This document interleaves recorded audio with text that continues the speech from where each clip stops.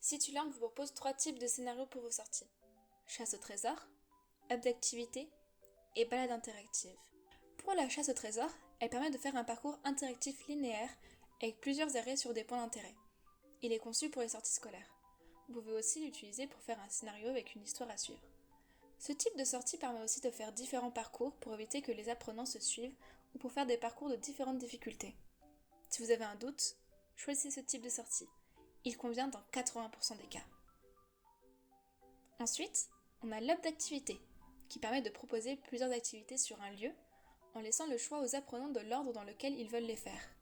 Ce type de sortie est donc adapté aux visites de musées, puisqu'on peut l'utiliser pour faire des guides interactifs à la demande. Il peut également être utilisé pour mettre en place des ateliers dans la classe ou pour favoriser la découverte d'un lieu, comme une forêt, un bâtiment ou un campus. Tout ça en autonomie.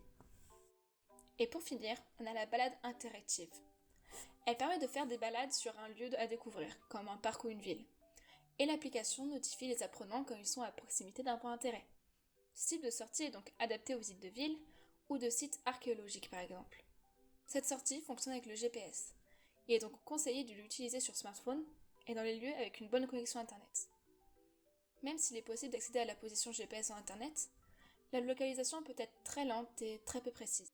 Quel que soit le type de sortie que vous avez choisi, il est possible d'ajouter des activités de type questions ou relevés pendant lesquelles les élèves vont prendre des photos, des enregistrements audio ou des notes.